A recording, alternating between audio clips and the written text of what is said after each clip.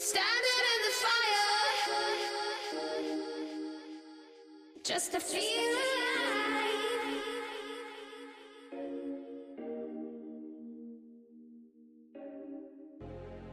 So when we start off with finding suppliers, I've talked about this quite a few times. We have a PDF on our website called the Definitive Sourcing Guide Arsenal, where I go a little bit more in depth into this. But basically, when you're going to Alibaba, you want to have a good idea of the area in China where your product is made. That's going to help a lot, because if you can find a sort of manufacturing hub for your product, then there'll be many factories around that area that can make your product, and you can kind of, you'll know that the factories that you're dealing with are more professional. There's a little bit less risk involved.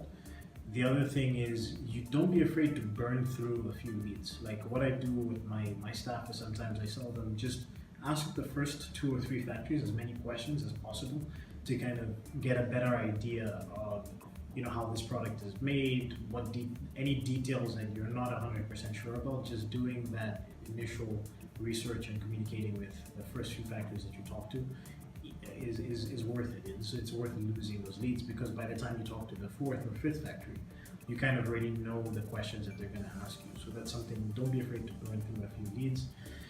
When it comes to going to search through suppliers in Alibaba, the first thing you have to keep in mind is don't be too specific with your keywords.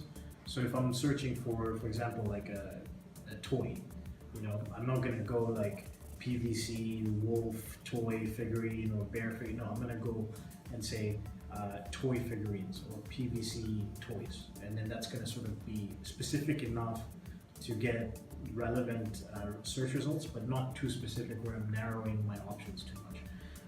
If you're not in China, you probably want to select, once you search for the product, you probably want to select the specifications on Alibaba that kind of narrow down. There's like Alibaba Trade Assurance, there's a supplier, gold supplier list, there's verified supplier, Alibaba assessed supplier.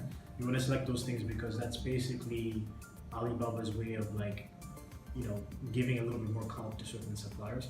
Again, I went a little bit more in depth with that on the PDF, but like, you want to select those because it will narrow down your search results, but chances are the suppliers that have all those qualifications are slightly more professional.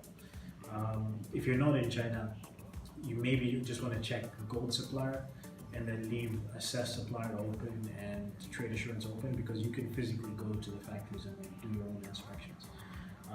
From there, you know, my simple process, just to make it really quick, is I will kind of browse through the options, and then I'll click based on the picture and the description. I'll open a bunch of tabs, and then I'll inspect their homepage, homepage of each supplier, and see whether that supplier has a professional homepage, and if the information that they're giving on their homepage is relevant for me and looks well organized. Do they have pictures of their factory? Do they have details on how they make products, things like that, their manufacturing process, literally on their homepage, right?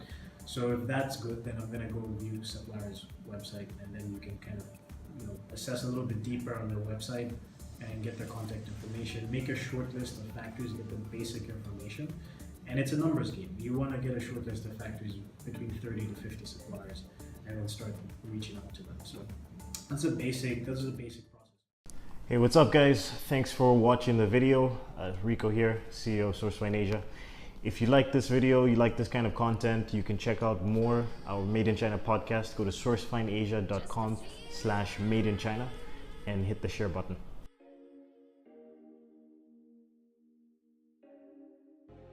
Faith and desire. Let me feel